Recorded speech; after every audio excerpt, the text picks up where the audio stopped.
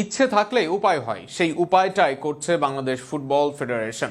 এতদিন ধ্বংসের দিকে ধাবিত হওয়া ফুটবলে জেগেছে নবজাগরণ। এই ফুটবল যেন টেক্কা দিচ্ছে ক্রিকেটকে।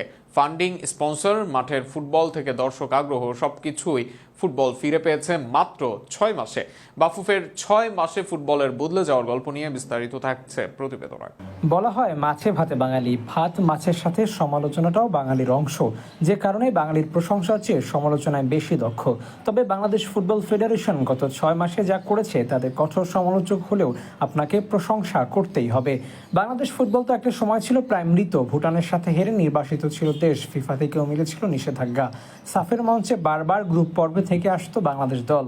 এর বাইরে স্পন্সরশিপ ছিল, মাঠের ফুটবলে ছিল না অবকাঠামো। সেখান থেকে 6 মাসে পরিবর্তনটা চোখে লাগার মতো। বারবার সময় পেছনের পর অবশেষে ফুটবল স্টেডিয়াম উদ্বোধন করা হচ্ছে। নতুন সাজে এই স্টেডিয়াম যেন চমকে দেবে সবাইকে। এর বাইরে অন্যান্য স্টেডিয়াম নিয়ে কাজ করা হচ্ছে। স্পন্সরশিপের অভাবে ভুগছিল বাংলাদেশ, সেখান থেকে নারী ও পুরুষ দলের জন্য আনা হয়েছে স্পন্সর। আগামী দিনে আরও বড় বড় স্পন্সরের খোঁজে থাকবে বাংলাদেশ ফুটবল দল। ম্যানেজমেন্ট যেন আরও পরিপক্কতা বাংলাদেশ বোর্ডের।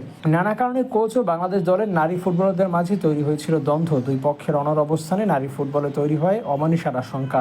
সেখান থেকে সবাইকে এক করে বাফুফে নারী ফুটবলের সাফল্যের পথে বাধা দেয়নি কোনো কিছুকে।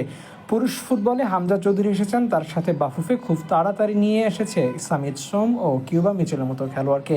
এতদিন প্রবাসী ফুটবলারদের পাওয়া যেত না, অথচ সারি সারি খেলোয়াড়রা ট্রায়ালে আসছেন। নিলয় ভ্যান্ডার প্লাগের মতো ডাচ দ্বিতীয় বিভাগে খেলোয়াড় আসছে ট্রায়াল দিতে। সেখানে যেন ফুটে উঠেছে বাফুফের প্রতি বিশ্বাস। মিডিয়া কমিটি ও সোশ্যাল মিডিয়া এনগেজিংয়ের টপনচ বাফুফে।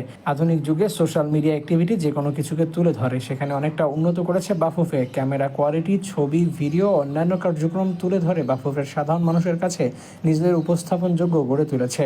এর বাইরে ফিফার অনুদান নিয়ে এসেছে বাফুফে। ক্রীড়া পরিষদ থেকেও মিলেছে অতিরিক্ত তহবিলের আস্থা। জাতীয় দলের ম্যাচের আগে সৌদি আরবে ট্রেনিং করেছে দল, নিয়েছে সেরা প্রস্তুতি। এত কিছুর ফল তো দেখাই যাচ্ছে। ভারতকে কাঁপন ধরিয়ে দিয়ে তাদের মাঠ থেকে পয়েন্ট নিয়ে এসেছে বাংলাদেশ দল। এত কিছু করতে বাফুফের সময় নিয়েছে মাত্র 6 মাস, যেখানে 15 বছরের জন্য একের পর এক অন্ধকার দিন দেখেছে বাংলাদেশের ফুটবল। আগামী দিনে এই সদিচ্ছা নিয়ে এগিয়ে যাক বাফুফে, এমনটাই চাওয়া সবার।